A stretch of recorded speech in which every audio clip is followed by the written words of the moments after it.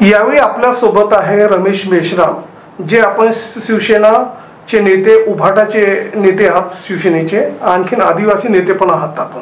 Sir, आम्ही तुमच्याकडनं जाणून घेऊन नेमकं सर्वात पहिले आमच्या चॅनल्समध्ये आपलं स्वागत आहे. धन्यवाद.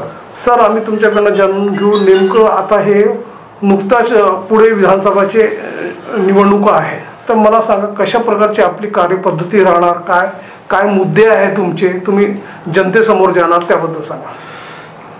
मी मागील 2019 मध्ये जेव्हा बाळूभाऊ खासदार असताना त्यांच्या पत्नी या 2019 मध्ये काँग्रेसकडून उभ्या होत्या, संजय देवतळे या जिल्ह्याचे पालकमंत्री अशा या धुरंदार राजूरकर अशा या धुरंदार व्यक्तीच्या आणि पक्षाच्या विरोधात मी एक साधारण गोंडवाना गणतंत्र पार्टीचा उमेदवार म्हणून मागच्या 2019 मध्ये मी निवडणूक लढवली आणि चांगल्यापैकी मतदान घेऊन मी इथून या 4थ्या क्रमांकावर मागच्या वेळेस मी राहिलेलो आहे.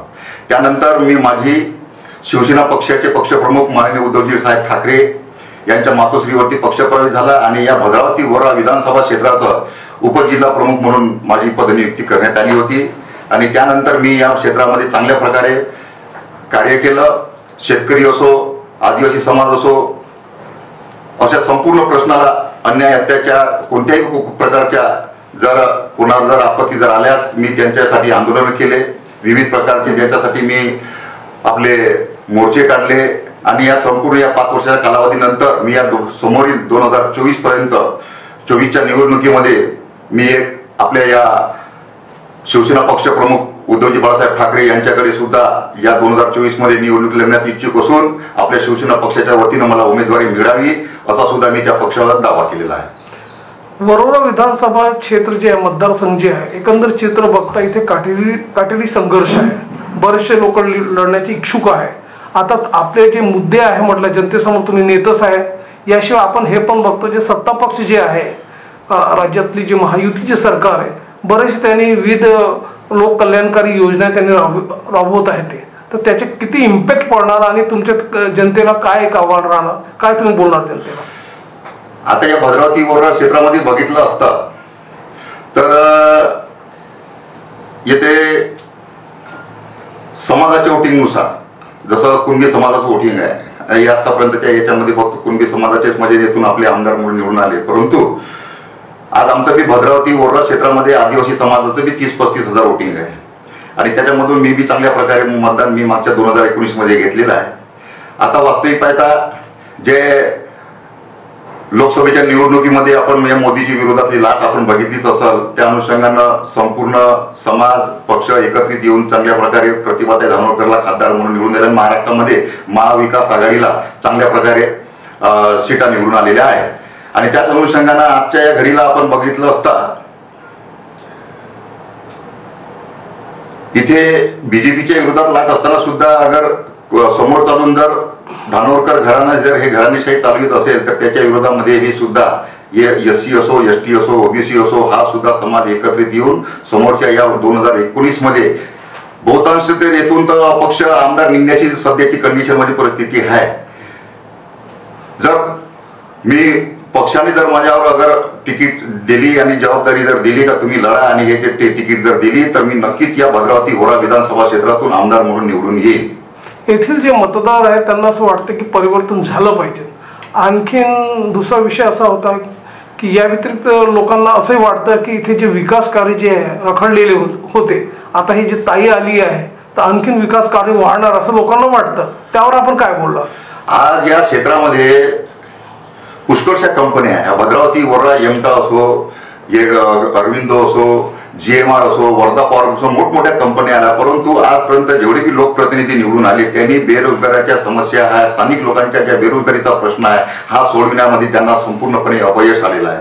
शेतकऱ्यांचा मुद्दा असो, शेतकऱ्यांचा प्रश्न असो, संपूर्ण आज ह्या संपूर्ण आपल्या या परिसरामध्ये बसतो या संपूर्ण या भद्रावती वरोरा निर्वाचन क्षेत्रातल्या जनतेला अजूनपर्यंत न्याय मिळालेला नाही आहे आणि त्याने न्याय मिळण्यासाठीच म्हणूनच मी ग्राउंड लेवलवरचा एक कार्यकर्ता म्हणून उद्धव साहेबांच्या आशीर्वादाने जर त्यांनी जर तिकीट दिली तर समोर मी भविष्य याच्यामध्ये 2024 मध्ये नक्कीच निवडून येईल.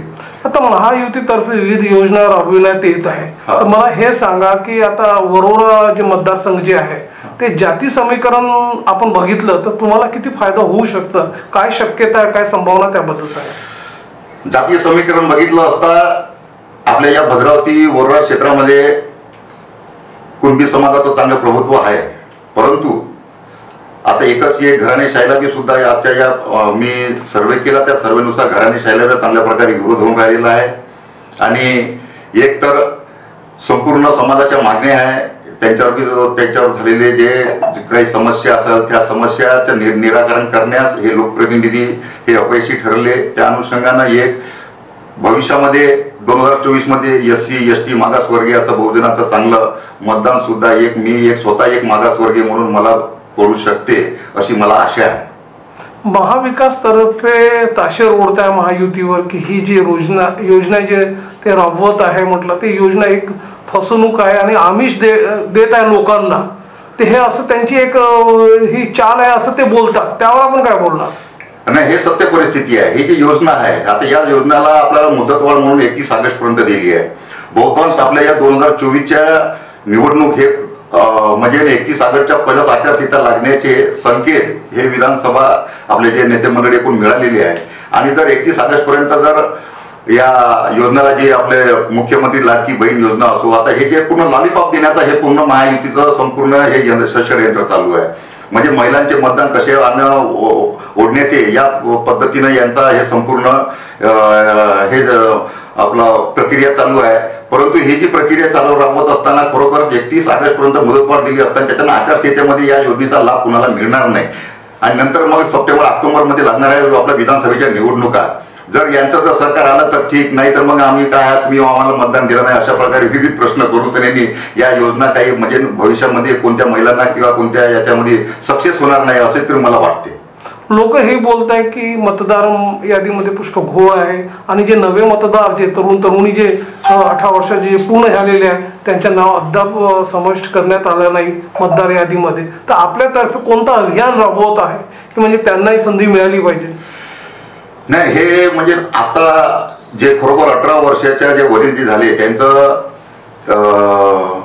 तहसील कार्यालयामार्फत प्रशासनामार्फत त्यांना त्यांचं वोटिंग मध्ये नाव आणण्याचं जे चालू आहे. आणि माझ्यातर्फे बी स्वतः माझं जे स्वतःचं जय सेवा म्हणून कार्यालय आहे त्याचं निःशुल्क हे आपल्या लाडकी बहीण योजनेचं बी असो किंवा कोणत्याही प्रकारचे म्हणजे जे आपले गरीब वर्ग असो निराधाराच्या योजना असो या संपूर्ण मी तहसील कार्यालयासमोर माझं स्वतःचं कार्यालय आहे. त्याचं 4 कर्मचारी लावून मी या संपूर्ण गोरगरीब बेरोजगार लोकांच्या ज्या बी योजना आहे त्या योजना मी राबवित आहोत. शिवसेना उभाटा तर्फे जर आपल्याला तिकीट मिळाली, उमेदवारी मिळाली तर प्रामुख्याने आपण कोणकोणते विकास कार्य इथे भद्रावती वरोरा क्षेत्रात करणार त्याबद्दल सांगा. सर्वप्रथम महत्वाचा प्रश्न म्हणजे या स्थानिक लेवलवर स्थानिक लोकांना बेरोजगारीचा प्रश्न हा खूप मोठा प्रश्न आहे. कारण कंपन्या आल्यानंतर हे जे संपूर्ण जे लोकप्रतिनिधी निवडून आले हे संपूर्ण आपले फक्त एक स्वतःचा स्वार्थ म्हणून साठीलाटी साधून बेरोजगाराचा प्रश्न सोडवण्यामध्ये संपूर्ण अपयशी ठरलेला आहे. शेतकऱ्यांचा प्रश्न असो, आज पूर्ण बियाण्याचे संपूर्ण रेट हे दुगणे तिगणे होऊन गेले. महिलांचे आपल्या रोजगार दुगणे होऊन गेला. कास्तकार पूर्ण मरूनच राहिला. परंतु यांना संपूर्ण या लोकप्रतिनिधींना जाग घेऊन राहिलेली नाही. सर्वप्रथम मी बेरोजगारीला प्राधान्य देईन. नंतर सुशिक्षित बेरोजगारांना ज्या पद्धतीनं ज्या आपल्या या क्षेत्रातल्या ज्या कंपन्या आहेत त्या कंपन्यामध्ये कशा पद्धतीने त्यांना नोकऱ्या मिळतील त्या पद्धतीनं मी आपला प्रयत्न करेन.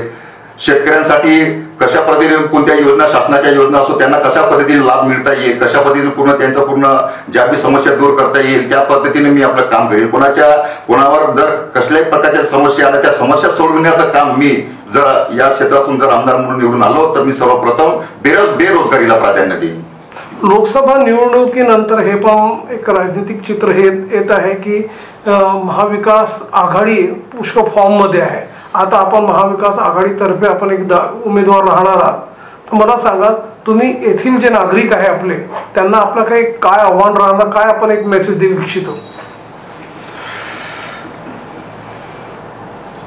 मी सांगू इच्छितो की जर एक जातीचं समीकरण जर बनलं चांगल्या प्रकारे, आज मी सर्वप्रथमच माझ्या या आदिवासी समाजातून मी एक राजकीय पक्षातून उमेदवारी मागणारा मी एक सर्वप्रथम मी म्हणजे याच्या लढाईमध्ये आजपर्यंत आमच्या याच्यामध्ये आदिवासी समाजामध्ये असल्या प्रकारचे म्हणजे कोणी एवढ्यापर्यंत गेलेलं नाही. आणि बघितलं असता तर आपण चांगल्या प्रकारे या क्षेत्रातून काम करण्याची माझी इच्छा आहे. एक ग्राउंड लेवलवरचा माणूस म्हणून मला जर या संपूर्ण बहुजन महाविकास या संपूर्ण लोकांनी जर मला प्राधान्य जर दिलं तर मी खरोखरच त्यांनी दिलेला माझ्यावर टाकलेला विश्वास मी हेच सार्थक ठरेल. प्रेक्षकांना हे होते रमेश मेश्राम, जे आपण शिवसेना उभाटा नेते आहात आणि तुम्ही आमच्या प्रेक्षकांना हे सांगितलं की पुढे बेरोजगारी असो किंवा औद्योगिक क्रांती असो त्यावर तुम्ही लक्ष केंद्रित करणार आणि पूर्ण सर्वांगीण विकासाकरिता आपण कटिबद्ध आहात. तुम्ही आपले शब्द आपले म्हणणं आमच्या चॅनल समोर मांडले आणि आपला वेळ दिला त्याबद्दल सर आपलं धन्यवाद. धन्यवाद. थँक्यू.